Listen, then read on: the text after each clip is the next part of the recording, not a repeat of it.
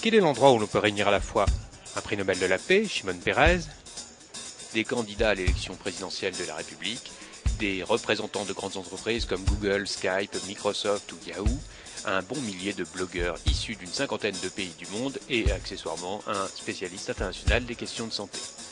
Cet endroit, c'est le Web 3. Ne cherchez pas sur Google, il fallait être à Paris le 11 et le 12 décembre dernier. Comme son nom ne l'indique pas, au Web 3, on parle de Web 2, enfin de Web 2.0. Mais le Web 2.0, c'est quoi au juste? Une révolution ou des nouveaux outils web qui servent de prétexte à une nouvelle bulle Internet? Alors, Pierre Chapaz, révolution technologique ou révolution sociale? Comme toutes les vraies révolutions, c'est les deux à la fois. C'est une révolution technologique et c'est une révolution dans les usages. Pour beaucoup, le Web 2, c'est déjà de l'histoire. En fait, le Web 2 n'est pas arrivé d'un coup.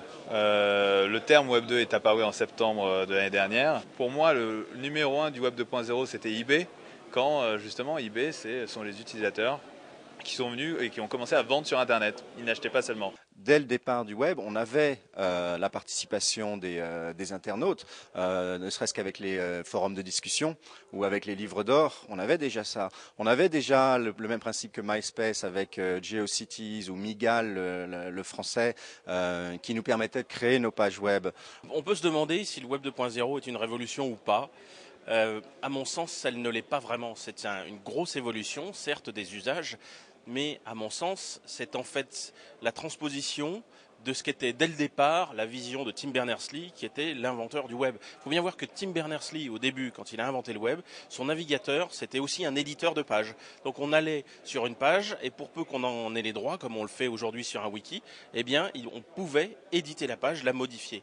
Et chaque, en fait, consommateur d'informations était aussi un producteur. Ah, ça y est, j'ai compris. Le consommateur devient producteur. C'est donc là qu'il y a une révolution. C'est un déplacement du curseur vers l'internaute qui est plus en contrôle de ce qu'il peut faire, de ce qu'il peut voir, de ce qu'il peut lire, de la manière dont il peut accéder à l'information ou diffuser ou produire de l'information. Je pense que le Web 2.0 est plutôt une révolution ou un mouvement de gens qui ont enfin trouvé un canal d'expression, créant de merveilleux contenus, écrivant et contribuant à la richesse du web. Tout ça rend le web plus fort et plus intéressant.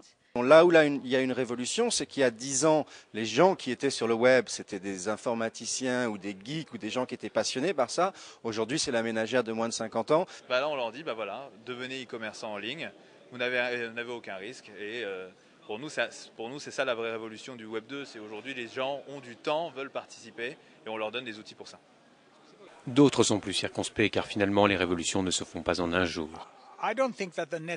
Je ne pense pas que le net entraînera une révolution sociale globale, mais il a un impact très important sur certains aspects de la vie sociale. Le mot révolution est un peu fort. Il me semble que le monde a déjà assisté à une révolution avec les nouveaux modes de consommation des médias et de la manière dont nous agissons ensemble. Mais il y a aussi tellement de gens extérieurs à tout ça qui n'ont jamais lu un blog, qui ne communiquent que rarement avec leurs amis sur Internet.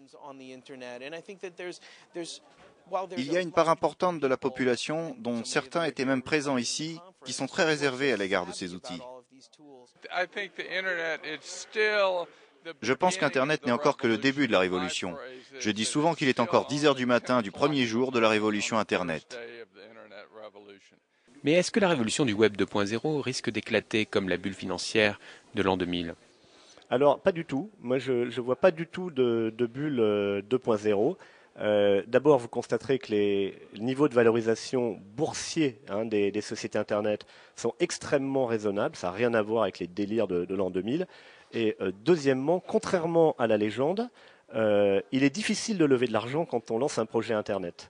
Il faut d'abord essayer de s'entendre sur ce qu'on entend par le mot bulle. Et si ce qu'on essaye d'entendre par là, c'est le fait que suite à un certain nombre d'accidents, il va arriver un cataclysme économique, je pense que la réponse est non. Je pense que cette fois, les gens sont plus sages. On retrouve tous ceux qui étaient déjà là. Les fonds sont plus raisonnables. Et les entrepreneurs trouvent des solutions pour gagner de l'argent très tôt. Ouf, tout va bien. Internet repart et il y en a même qui embauchent.